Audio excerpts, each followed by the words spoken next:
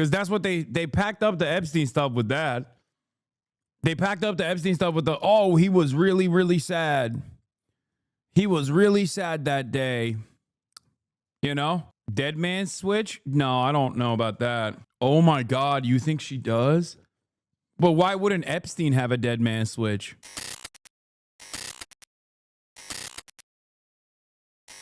Conspiracy no at all. more investigations into Epstein. No special prosecutor. Yeah, Coffeezilla's been pumping the Epstein vids. Look at this. He wants to bury the Epstein files. 1.7 million views. Raw Epstein footage was modified. 1.4 million views. The worst cover-up of my lifetime. 2.9 million changing. 1.9 million views. He does a daily drop every day of the Epstein stuff, and it goes crazy. Which, under different circumstances, I would criticize other content creators for farming this, but I wouldn't say that about Coffeezilla. Because Coffeezilla has been at the forefront of covering the criminal enterprise of the Trump administration, at least from his immediate place of knowledge. Like when it comes to cryptocurrency schemes and stuff, he has never stopped covering that shit. He is actually, it's been kind of funny watching him just like lose his mind at like how very openly illegal and criminal the Trump administration is, and yet no one seemingly cares. So I don't think he's like a bandwagoner on this issue.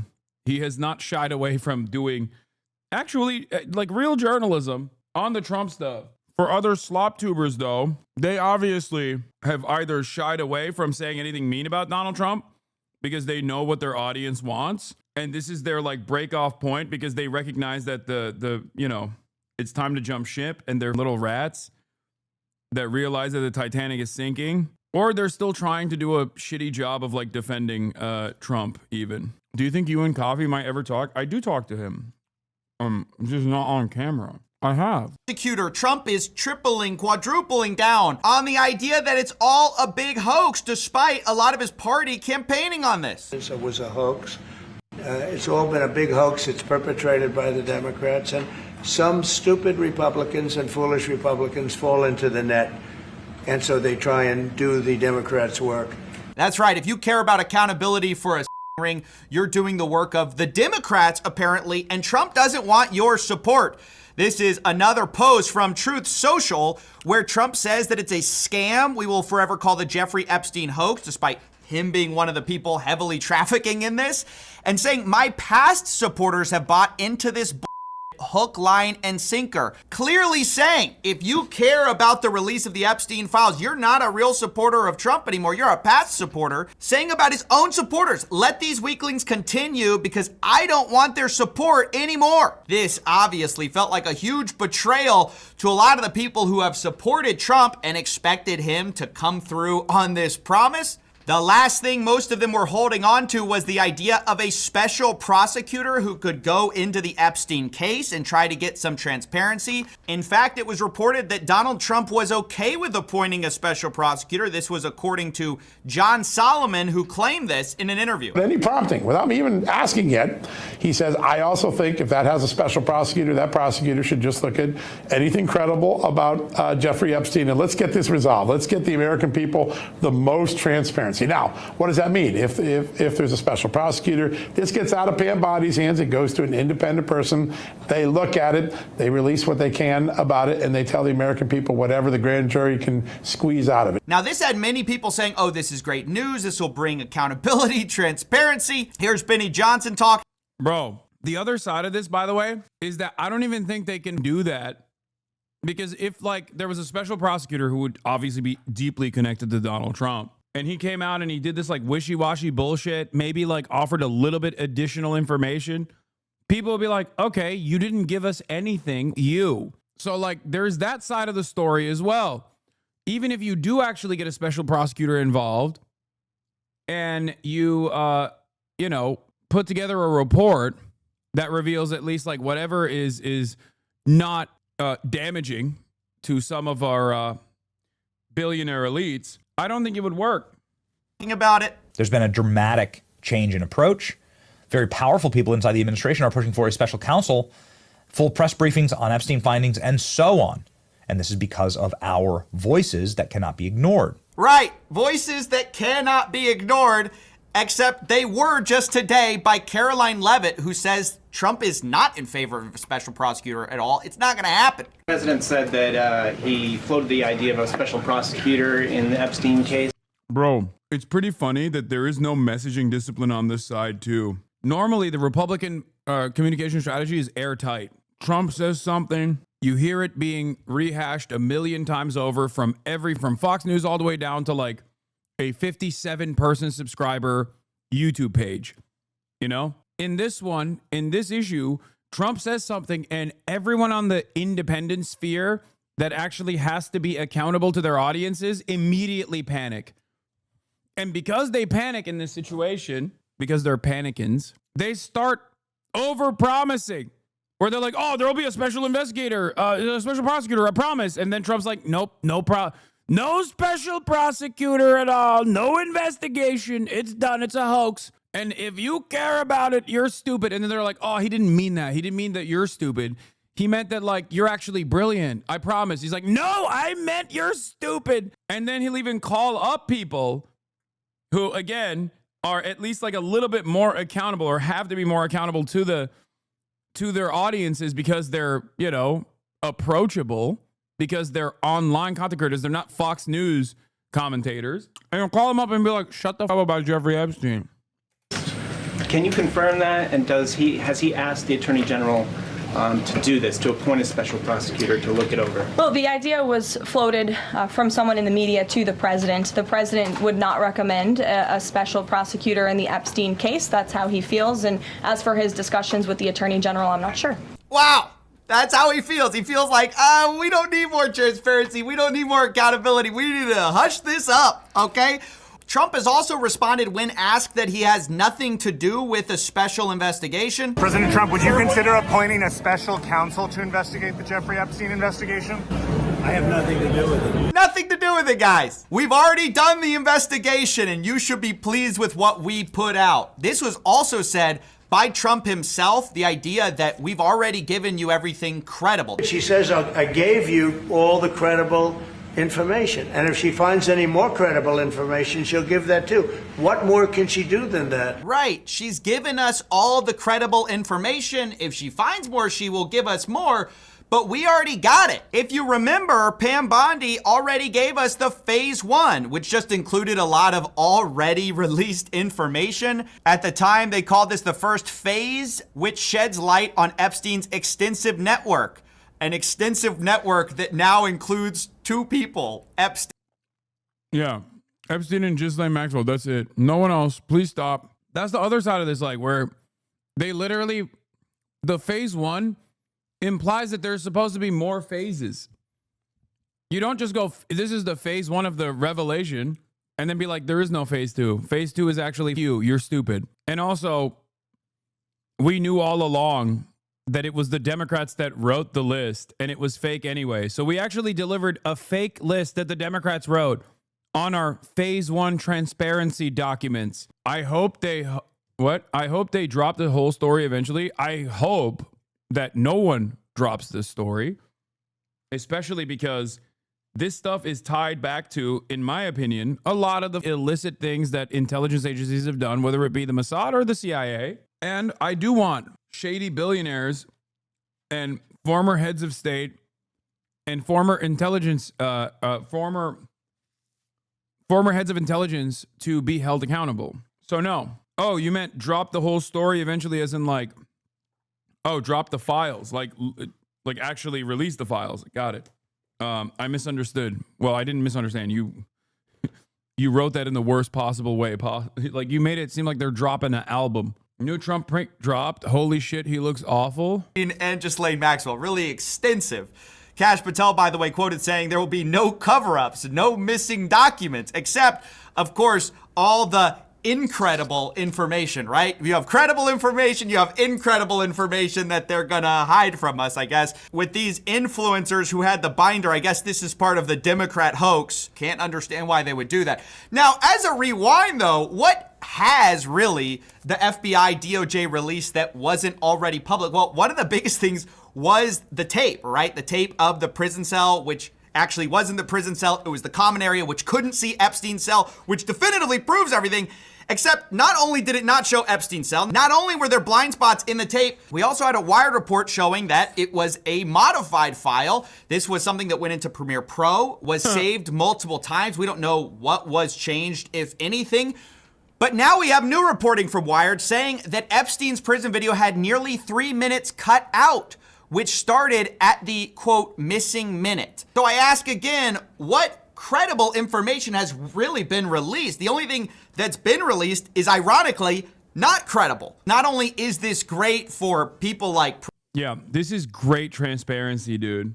The intelligence community and Epstein worked really... It would be a shame to burn it. Have Eric Weinstein on? No. Why would I ever do that? Prince Andrew, who's now traveling around. Guess who else this is great for? Ghislaine Maxwell, who's now appealing her whole conviction on the grounds that the government already gave her a non-prosecution agreement, or more specifically, Epstein a non-prosecution agreement. And we have this statement from Ghislaine Maxwell's family and her counsel of record saying, quote, "I'd be surprised if President Trump knew his lawyers were asking the Supreme Court to let the government break a deal. Judges have previously dismissed her lawyers' arguments that she should have never been prosecuted because of a weird agreement drafted more than 15 years ago. But now, of course, this is at play again, given all the recent revelations and the fact that the family seems pretty directly to be appealing to Trump, which is an interesting turn of events if Maxwell has anything on him or someone else in power. They actually say... I think what's crazy about the Ghislaine stuff also is that she's talking like she can't get executed. You know what I mean? I don't know where she's getting this confidence that she might not have a mishap in prison. You know what I mean? Like, what leads you to believe that you won't also feel really sad all of a sudden? You know what I mean? Because that's what they packed up the Epstein stuff with that. They packed up the Epstein stuff with he was really, really sad. He was really sad that day. You know? Dead man switch? No, I don't know about that. Oh my God, you think she does? But why wouldn't Epstein have a dead man switch? If she has a dead man switch, then I suspect Epstein would have one too. Explicitly, he's the ultimate deal maker, and I'm sure he'd agree when the United States gives its word, it should keep it. With all the talk about who's being prosecuted and who isn't, it's especially unfair that Ghislaine Maxwell remains in prison based on a promise that the U.S. government made and broke. This itself raises large concerns, given that Trump not only seems to want the Epstein thing to go away, but also that he's wished Maxwell well many times. Yeah, this part is nutty. I mean, the whole, I wish her well. This is like one of the... I'm surprised, like, this is the only place we've seen it. Like, Coffeezilla is one of the only places outside of myself that is, like, routinely covering Trump talking about Ghislaine Maxwell like a scorned lover. Like, it is wild the way that Trump talks about Jeffrey Epstein, and not Jeffrey Epstein necessarily, but Ghislaine Maxwell in particular. That's a weird way to talk about the criminal pedophile ring operator, dude. Maxwell is in prison. I'm wondering, do you feel that she's going to turn in powerful men? How do you see that working out? Can you explain who she is and how she's related to Epstein? Ghislaine Maxwell is the second in command, and actually was at times. At a time, Ghislaine Maxwell was the girlfriend of Jeffrey Epstein, and was basically the recruitment person, like the one who was like finding victims and recruiting them, and recruiter is a weird term to say here because it's like we're talking about, but like she basically was the person who was the madam, the right hand man, the right hand woman of Jeffrey Epstein. But also, incredibly important role that she played here wasn't just that she was the madam who was procuring victims for Jeffrey Epstein. She was the groomer. She also was a facilitator for many of Jeffrey Epstein's initial and continuing relationships, because Ghislaine Maxwell was basically born into this like espionage family with Robert Maxwell, her father, who was a government stooge and initially worked with the OSS and then worked with both Western intelligence, the British intelligence, and also the Mossad. So she's been in this as not only just like a socialite, she's been in this this whole she's been heavily involved in this kind of conspiracy as a socialite, but also was the person that connected Jeffrey Epstein with many of the famous people. And she was able to do this even after Robert Maxwell was disgraced. Because Robert Maxwell, for those of you who don't know, was the owner of the National Enquirer, and he over his entire newspaper, like all of the workers in his newspaper. I think it was like, which movie depicted this? Was it Wolf of Wall Street or was it Tetris? Anyway, Robert Maxwell was a Czechoslovak-born British media proprietor, politician, and fraudster of Jewish descent. He escaped Nazi occupation in his native country and joined the Czechoslovak army in exile during World War II. He was decorated after active service in the British Army. Okay? Having said that, however, in the aftermath, it was in the movie Tetris. It was in the Tetris movie. I don't know. I haven't really been following it too much. I just wish her well, frankly. She's now in jail. Uh-huh. Yeah, I wish her well. I'd wish you well. I'd wish a lot of people well. Good luck. Let them prove somebody was guilty. So pretty clearly, and that's the person, Ghislaine Maxwell, that Donald Trump is talking this way about.